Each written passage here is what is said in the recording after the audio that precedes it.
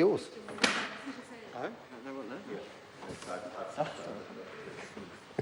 Is your cloak reduced to 1 feather? Kia ora mai tātou, tēnā tātou katoa. The House is resumed. When we paused for the dinner break, Sarah Dowie had 2 minutes remaining to speak, which is available to her. Mr Speaker, Sarah Dowie. I would very much enjoy taking the rest of the 2 minutes available to me to speak on the minimum wage contractor remuneration amendment bill.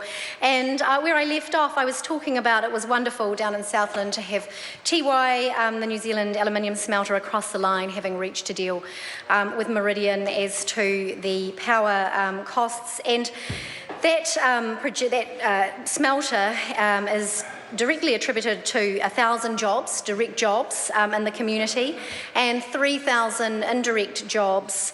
And so could you imagine if there was extra cost put on those contractors? Most of those indirect jobs are contracting jobs.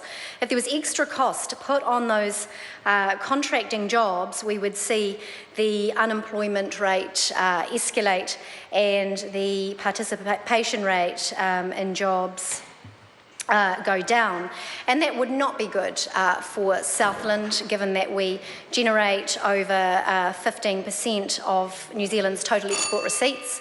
We have a fantastic reputation to uphold, and we want to do so by taking up the measures that this government has put in place, practical measures to keep the economy growing and to move people into work through such measures, as I've already mentioned, having firm written terms and conditions in an employment contract, 90-day trials, and having youth wage rates to get people into work, rather than making the employment regime more rigid.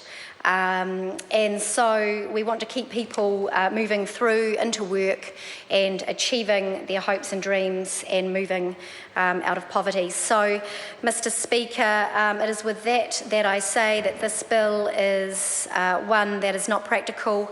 The risks outweigh what could be some benefits, and that is certainly something that has been communicated through the officials, and therefore I do oppose this bill.